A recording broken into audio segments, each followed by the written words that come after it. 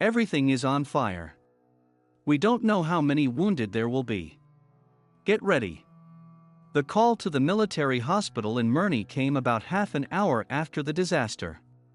No one knew at the time that the explosion at the Plesetsk cosmodrome was one of the largest man-made accidents in the Soviet Union.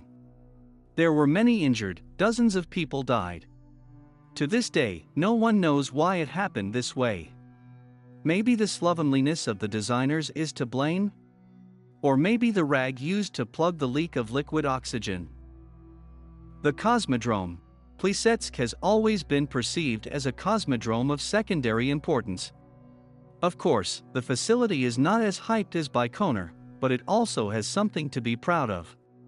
The construction of the military facility, called Angara, began by decree of the CPSU Central Committee in January 1957, just 3 years after Baikonur. In the same year, the first launch complexes were built near the Plesetskaya railway station, 180 kilometers south of Arkhangelsk. Initially it was not planned to launch spacecraft from here. Angara, later renamed Plesetsk, was to be used for deployment of our 7 intercontinental ballistic missiles. Closer to Europe, so we could hit a potential enemy. In the early 1960s it became clear that the usefulness of stationary missile systems tended to zero.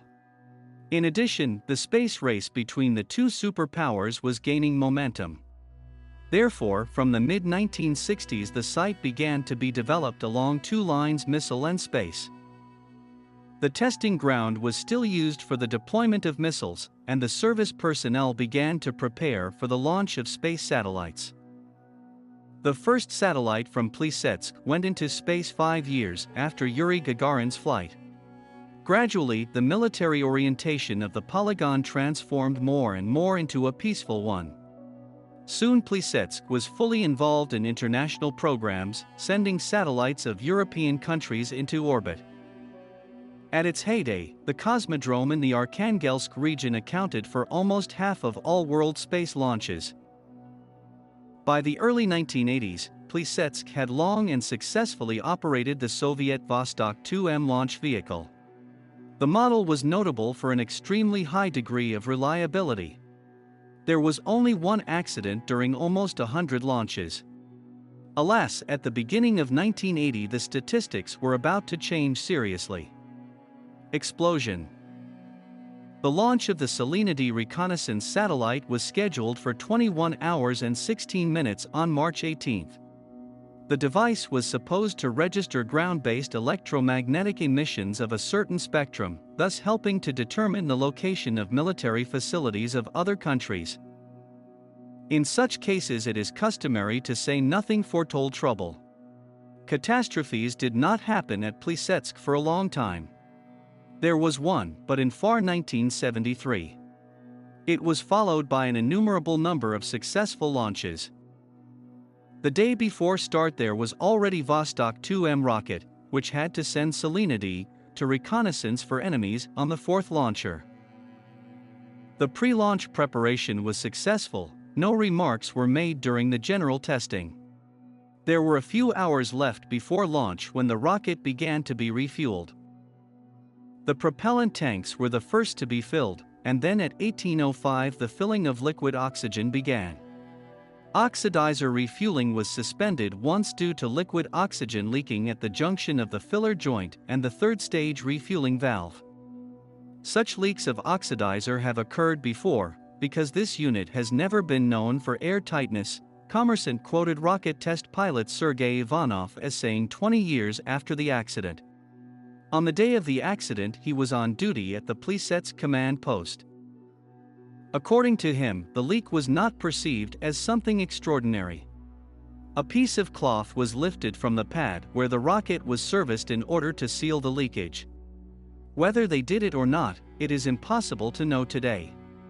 It is known only that after a short pause the refueling was resumed. At 7:01 p.m., the sky lit up. A sudden explosion lit up the dark sky.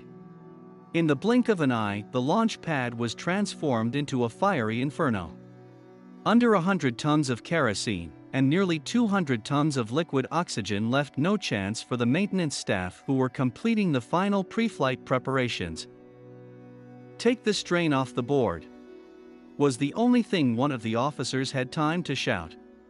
Seconds later, he and 43 others were burned in a mighty blaze. I heard 4 claps and almost immediately a loudspeaker command, "All combat crew to evacuate." The voice was calm.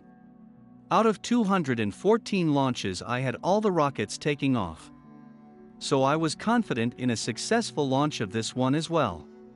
Even when I saw the launch on fire, I thought we were going to put it out and launch it.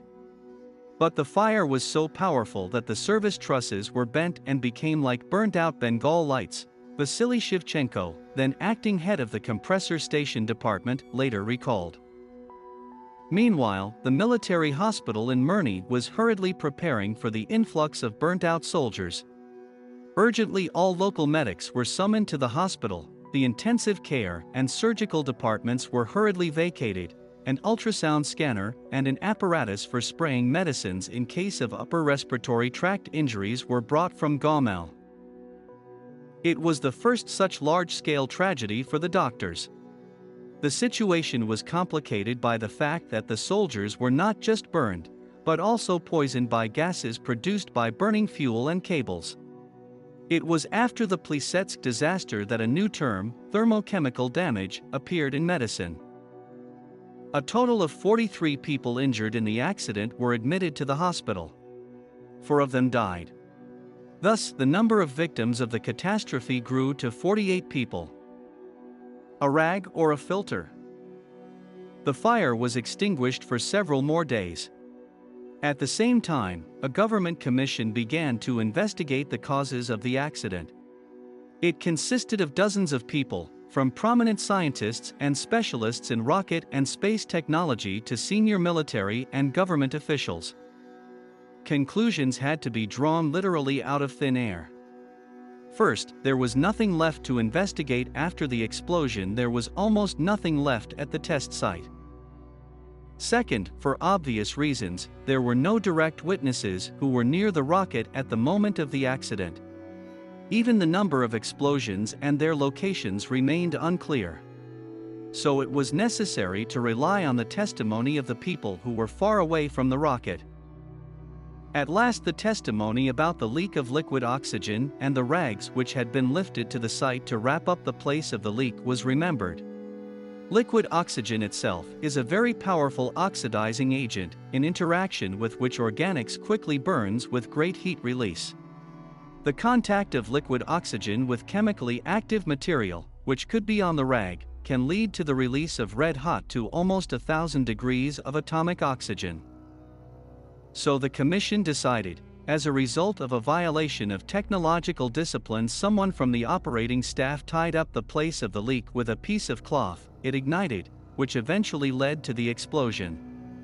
The perpetrators were punished by the consequences of their actions. It would seem that this would be the end of the matter. A year later, however, this version had to be questioned. In the summer of 1981, before the next rocket launch, the catastrophe almost happened again. A soldier had noticed the red-hot hydrogen peroxide refueling hoses. They looked into it and found out that faulty filters made at the Frunze Scientific Production Association almost caused another tragedy. We wondered if the same thing could have happened a year ago. In addition, there was still no absolute proof that the leak had been sealed up with a rag. Already in the 1990s, a new commission was appointed that exonerated the cosmodrome crew, concluding that the cause of the explosion might have been a malfunction in the refueling equipment. However, the management of the Frunze NPO also had counter-arguments. They say that the entire launch system, including the filters, should have been checked at the space launch site before the launch. In addition, the defective elements would have made themselves known during previous launches. Whatever actually happened at the Plesetsk cosmodrome in the early spring of 1980, it will not bring back the victims. The disaster itself became publicly known only a few years later. And a reconnaissance satellite, which would have kept a watchful eye on some enemy, was launched a couple of months later anyway. If you were interested, thank the author by giving me a nickname. And also don't forget to subscribe, so you won't miss even more interesting videos on my channel. Turn on notifications by clicking bell and share this clip with your friends. What else interesting you can add on this video? Write in the comments, it will be interesting to read.